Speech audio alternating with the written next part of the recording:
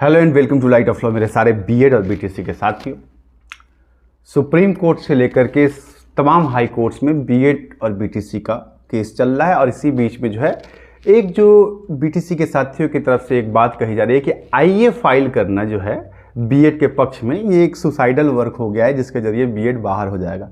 पहली बात तो ये है कि आईए में फाइल क्या होता है ये आपको जानकारी नहीं है और आप में से अगर कोई भी जो ये कह रहा है कि आईए फाइल कर देने से बीएड बाहर हो जाएगा, ये गलत कर दिया, आईए फाइल ही नहीं करना चाहिए था, तो आप में से कोई ये बता सकता है कि आईए में लिखा गया था, क्या फाइल किया गया आईए में?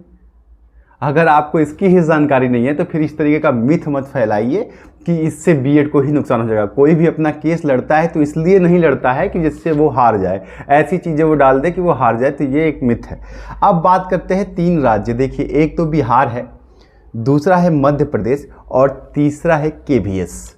इन तीनों में जो है बड़ी चिंता का विषय है बीएड के लिए, क्योंकि मध्य प्रदेश के वर्ग 3 में जो है इसकी सुनवाई कल 14 तारीख को हुई और तमाम लोगों के कमेंट्स आ रहे थे। लेकिन ये जो आईए वगैरह की बात चल रही थी तो मुझे लगा कि एक बार वकील साहब से बात कर लेते हैं कि उन्होंने क्या प्रेजेंटेशन दिया है और क्या क्या चीज़ें हैं, एक बार पूरी मुकम्मल जानकारी आ जाए तब मैं आपको बताऊं कि बीएड के केस में हुआ क्या है। ठीक है। और जो लोग ये यहाँ से ये कह रहे हैं कि बीएड बाहर हो गया है या बीएड बाहर हो जाएगा, तो देखिए, पहला आर्गुमेंट मध्य प्रदेश के वर्ग 3 में जो है डीएलएड की तरफ से, बीटीसी की तरफ से यही किया गया था कि सुप्रीम कोर्ट का जजमेंट आ चुका है और 2018 की एनसीटी की गाइडलाइन रद्द कर दी गई है, इसलिए जो है बीएड को तुरंत प्रभाव से बाहर कर दिया जाए।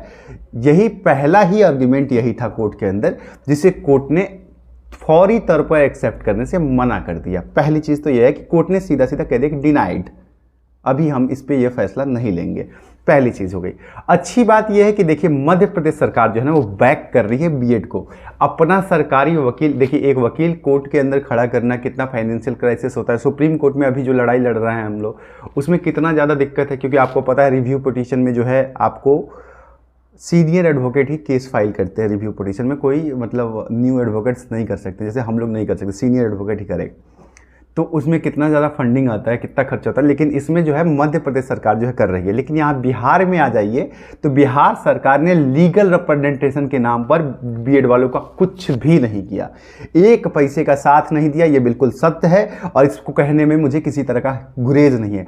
चाहे वो सुप्रीम कोर्ट की बात हो, चाहे वो हाई कोर्ट की बात हो, कहीं भी अपनी तरफ से ये रिप्रेजेंटेटिव नहीं भेज रहे हैं बीएड के पक्ष में या अपनी तरफ से बात रखने के लिए। जबकि नोटिफिकेशन बिहार की बात कर लें, नोटिफिकेशन इन्होंने ही जारी किया था और एनसीटी के उसी गाइडलाइन के तहत, जिस गाइडलाइन के तहत मध्य प्रदेश सरकार ने जो है बीएड को शामिल किया है प्राथमिक में, उसी गाइडलाइन के तहत जो है बिहार ने भी शामिल किया था। तो उस एनसीटी की गाइडलाइन के वजह से जो बच्चे बीएड में मध्य प्रदेश में शामिल हो गए, उनको तो सरकार जो है रिप्रेजेंटेशन दे रही है लीगल, लेकिन बिहार सरकार चुपचाप कह रही कि हम आपका रिजल्ट होल्ड कर देते हैं, जो फैसला फाइनल कुछ आएगा, कुछ होगा तो होगा, नहीं तो आपका रिजल्ट ही नहीं देंगे। ये क्या तरीका है? पहली बात तो यह कि रिजल्ट आपको इसलिए भी देना चाहिए ताकि बच्चे अपना सेल्फ आकलन कर पाए। आपने जब फॉर्म भरवा लिया, एग्जाम करवा लिया, तो रिजल्ट क्यों नहीं दीजिएगा?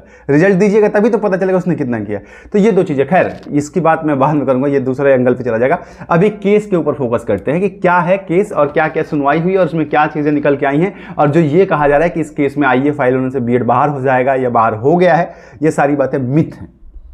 ठीक है, तो चलिए 1 बाय 1 करके बात करते हैं। तीनों पे बात कर लेंगे, बिहार पे भी बात करेंगे, केवीएस पे भी बात करेंगे और आपके मध्य प्रदेश वर्ग 3 की भी बात करेंगे और ओवरऑल बीएड वर्सेस बीटीसी का सुप्रीम कोर्ट में जो क्लैरिफिकेशन जो रिट डाली गई है, मतलब स्पष्टीकरण की भाई जजमेंट क्या है, उसका क्या स्टेटस है, इस सब के बारे में बात करें। लेकिन एक चीज़ मैं कहूँगा कि आप लोग भी थोड़ा सा एकजुट होइए, सारे बीएड के साथ ही एकजुट होइए और एटलीस्ट अगर आप डिजिटल सपोर्ट, अगर आप कुछ नहीं कर सकते तो डिजिटल सपोर्ट ही कीजिए। और ये भी बड़ा बुरा लगता है कि देखिए, हज़ारों लोग देखते हैं, 40,000 50,000 लोग देखते हैं, लेकिन आप लोग खुद सब्सक्राइब का बटन नहीं दबाते। अब आप कहिएगा कि मैं मांग रहा हूँ, नहीं, इससे एक आपकी ताकत का अंदाज़ा होता है कि आप सब कितने साथ हैं, है ना। तो अगर पॉसिबल है, अगर आपको लगता है, तो आपको चैनल को सब्सक्राइब कर लेना चाहिए, मेरे भी और हर उस लड़के को, हर उस बंदे को जो बीएड की आवाज़ उठा रहा है, क्योंकि धीरे धीरे ये आवाज़ धीमी होती जा रही है और इसे धीमी नहीं होने देना आपका काम है। और इसलिए आप जो है इतना तो कर ही सकते हैं कि आप चैनल को सब्सक्राइब कर लीजिएगा, तो उससे मोटिवेशन बना रहेगा हर यूट्यूबर का। देखिए, जो भी यूट्यूब पे है ना, उसके लिए सब्सक्रिप्शन ही उसका जो है बेनिफिट है, बाकी वो पैसे नहीं कमाता। चलिए, तो सब्सक्राइब जरूर कर लीजिएगा।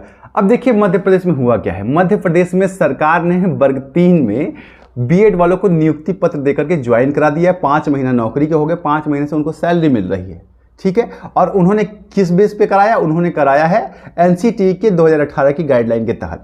अब मध्य प्रदेश के डीएलएड के साथी, मतलब बीटीसी के साथी जो हैं, वो ऑनरेबल हाई कोर्ट में चले गए हैं। वो केस पहले से भी चल रहा था कि अब चूंकि फैसला आ गया है और उसमें जो है एनसीटी की 2018 की गाइडलाइन जो है, नियमावली जो है रद्द कर दी गई है, तो इसलिए जो है अब बीएड को बाहर कर दी जाए। अब मध्य प्रदेश सरकार वहां पर बीएड को बैकअप दे रही है, बीएड के पक्ष में ये आर्ग्यूमेंट कर रही है कि चूंकि हमने एनसीटी की गाइडलाइन के तहत जो है इनको ले लिया था और हमने इनको ज्वाइनिंग लेटर दे दिया है, अभी इसमें जो मेन मुद्दा है, मेन जो बात थी, वो कल किसी भी कारण से प्रेजेंटेशन नहीं हो पाया। वो इसका एक रीजन ये भी है कि देखिए बीएड की तरफ से एक सरकारी, मतलब एक गवर्नमेंट एडवोकेट और एक जो है बीएड के एडवोकेट, 2 लोग प्रेजेंट कर रहे थे केस।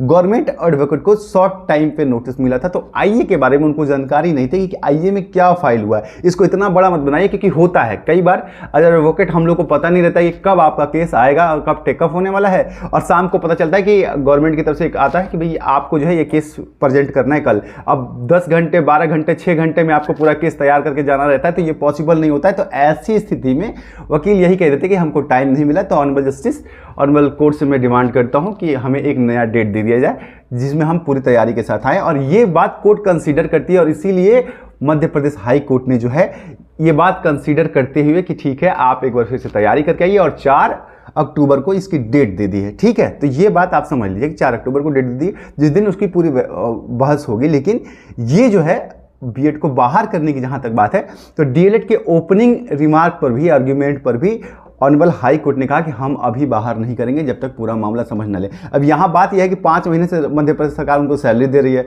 ज्वाइनिंग दे चुकी है, राइट टू लाइफ का मामला बन चुका है, और राइट टू लाइफ का अभी हम लोगों ने कंसीडर किया है। इसके ऊपर चर्चा करें कि क्या राइट टू लाइफ का मुद्दा उठा के उसको कैसे किया जा सकता है। तो ये तमाम चीज़ें हैं। फिलहाल मध्य प्रदेश में जो लोग भी ये कह रहे हैं कि बीएड बाहर हो गया या होने वाला है, ये सब र्यूमर ही है अभी तक के लिए, इसलिए इस पर आप ध्यान मत दीजिए। लगातार आप लोगों के सवाल आ रहे थे, तो मध्य प्रदेश वालों को मैं बताऊं कि अभी सुनवाई 4 तारीख को होगी एक बार फिर से, और उसके बाद आप समझिएगा क्या होने वाला है। अभी यहां से जो दिख रहा है वो ये दिख रहा है कि इस आर्ग्यूमेंट के ऊपर तो ऑनरेबल कोर्ट ने तुरंत जो है सुप्रीम कोर्ट के फैसले को मानते हुए और बीएड को बाहर नहीं किया है। जी हाँ, तो ये हो गई बात यहाँ पूरी। और आईए की जहाँ तक बात है, आईए की गोपनीयता बनाए रखने के लिए मैं भी आपको आईए की पूरी जानकारी नहीं दूंगा। बस आईए बीएड के पक्ष में फाइल किया गया है, तो आप इतना भरोसा रखिए कि अगर आप ही केस लड़ रहे हैं, आप एक एफिडेविट दे रहे हैं, तो आप कोई ऐसी चीज़ तो नहीं दीजिएगा ना जिससे कि आप ही को खतरा हो जाए। और क्या आपको लगता है कि जो 60 साल प्लस के एडवोकेट है, सीनियर एडवोकेट है, क्या उनके पास इतना भी बुद्धि नहीं है? तो ये आप लोग के ऊपर प्रश्न चिन्ह है, जो भी लोग ऐसा मिथ फैला रहे हैं। चलिए, लेकिन इस कंटेक्स्ट में जो है केवीएस की बात करते हैं। देखिए केवीएस ने क्या कर दिया, केवीएस ने बड़े आराम से अपना पल्ला झाड़ लिया है बीएड वालों से, एनसीटी की गाइडलाइन से भी, और उसने कहा है कि जिन लोगों ने एनसीटी की गाइडलाइन के बाद भी किया है, हम रिजल्ट अभी सबका रोके, अगर कोई बीएड वाला है जिसने बीटीसी भी किया है तो वो अपना डॉक्यूमेंट जमा कर दे और फिर हम रिजल्ट उसका निकाल देंगे। मतलब ये है कि जिसने सिर्फ बीएड किया है, जिसके पास डीएलएड या बीटीसी की डिग्री नहीं है, वो जो है केवीएस में शिक्षक नहीं बनेगा। ये केवीएस का सीधा बात है। अब इसको लेकर के भी ऑनरेबल सुप्रीम कोर्ट में केस डाला जा चुका है, पहली सुनवाई हो चुकी है, उसमें कुछ खास आउटकम निकल के नहीं आया है। इसकी भी जो सुनवाई होगी उसके बाद ही कोई आउटकम आएगा, ये भी फैसला अब सुप्रीम कोर्ट से ही आएगा। अब बिहार के कॉन्टेक्स्ट में मैं आप लोगों से एक बात कहना चाहता हूं कि देखिए बिहार में देखिए कोई भी बीएड को बैकअप नहीं दे रहा है, बैक नहीं कर रहा है, ये बड़ी बात है। सरकार बीएड के लिए कोई लीगल रिप्रेजेंटेशन अपनी तरफ से नहीं दे रही है। बच्चे अपनी तरफ से पैसा लगा के कैसे भी सुप्रीम कोर्ट में खड़ा हो रहे हैं और जैसे तैसे अपना काम चल रहा है। यहाँ पे मैं सरकार से ये बात जरूर कहूँगा कि अगर आपने फॉर्म भरवाया, लाखों रुपये बच्चों से, करोड़ों रुपये लिए फॉर्म के नाम पर, आवेदन जमा करवाए, एनसीटी के उसी गाइडलाइन के तहत आपने उनको एग्जाम दिलवाया है, तो एनसीटी के उसी गाइडलाइन को डिफेंड करना और अपने बीएड के बिहार के बच्चों को बचाना, ये बिहार सरकार की जिम्मेदारी है। इसको लेकर के मैं स्पेशल वीडियो लेकर जरूर आऊंगा ताकि इसको दबाव बनाया जा सके, ये बात सही तरीके से पहुंचाया जा सके बिहार सरकार को, जिसके लिए कल से ये मुहिम शुरू किया जाएगा। तमाम जो लोग हैं, राजनीतिक लोग जो अपने अपने आज समर्थन दे रहे हैं, तो सिर्फ मौखिक समर्थन से कुछ नहीं होगा। आप प्रतिनिधि हैं तो आप बात कीजिए।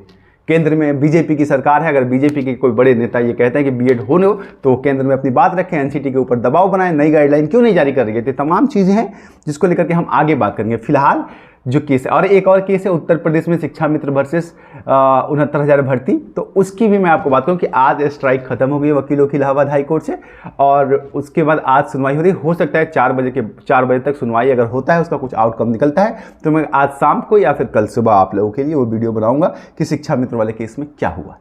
उम्मीद करता हूं सारी जानकारी आप लोगों को मिल गई होगी, लेकिन एकजुट होना बहुत ज़रूरी है साथियों, वरना मुट्ठी बंद रहेगी तभी ताकत आएगी। बस इतना ही कहूँगा, समझदार के लिए सारा काफ़ी है। प्रणाम।